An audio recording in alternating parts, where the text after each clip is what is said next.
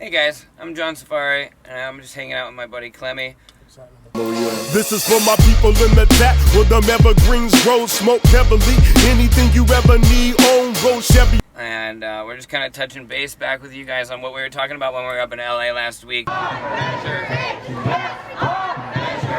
The LA City Council banning people from sleeping in their cars.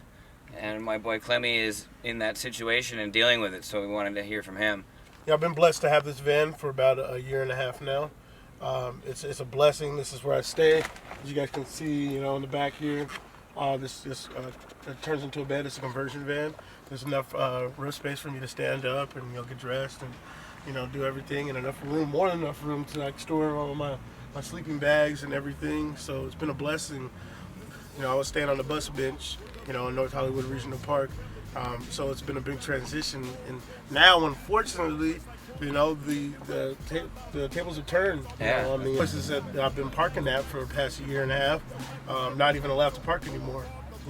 Because they passed the rule, and so now I've been trying to find these low key places to park, and it's just like, man, can I get a break? So now it seems like stuff is getting harder and harder. And I have a friend that's like, oh, well, when I tried, I was just like, oh, you can go over to Irvine and park, First night, nah, you can't park over there, man. It sucks all around. It sucks all around. Honestly, it just feels like, they just want to kill us all. It's like, I'm on with the rain. I love my city. I'm on with the rain. I love my city. I'm on with the rain. I rep my city. I'm on with the rain. I rep my city. I'm on. They're not helping. They're not helping and at all. that's They're the not problem. And then going to these city council meetings, and it's like it doesn't even look like the faces flinch when you bring up how many deaths there have been on the streets this year, and when you read off the names and you just don't even see emotion on their face, and it's really it's like I was where are we telling gonna you. go? It's like I was telling you. I've had a lot of friends that drink themselves to death. And, doing too much drugs and stuff like that, and it's just like, it sucks because it started out by them needing to be warm at night. Some sort of help or some sort of solution, man. A lot of lives could have been saved. If people actually acted like they cared, then it would have saved a lot of lives. It can still save a lot of lives.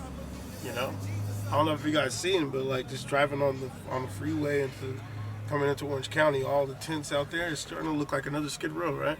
Yep. It's crazy, and people still don't care. I think the worst thing about it all is that we still want to call America a free country. Yeah. We still want to call America a free country, and how can we? How can we call this a real free country? If you can't even sleep in your own car. You I can't own sleep this in your car. car. It's property. This is my property. You know what I mean? I worked as hard as everybody else did for what they have, for this van. I feel like I deserve to be living in a free country that I was born in and be able to have my rights. To be able to move about as freely as everybody else. My place where I live and where I stay is being messed with. I don't feel free. I don't feel relaxed in this van anymore without knowing somebody could come up and be like, hey man, you can't be here. And it's like, where am I going to go next? Where am I going to go that they're not going to tap on my window? It's ridiculous, man. It's ridiculous, bro. Like, I felt so good. I felt so good when I got this van, and I felt like, wow, it's this accomplishment. Who knows? In another couple years, few more years, I'll probably even be in an apartment. You know what I mean? Always moving forward. I'm always making more music, and I'm always following my dream. And this whole thing just makes me feel discouraged. It makes me feel like I'm going backwards. And not because I'm holding me back, because society's holding me back. These rules that back other rules. How can you feel good sleeping in your bed knowing that you kicked somebody out of their only thing that they have?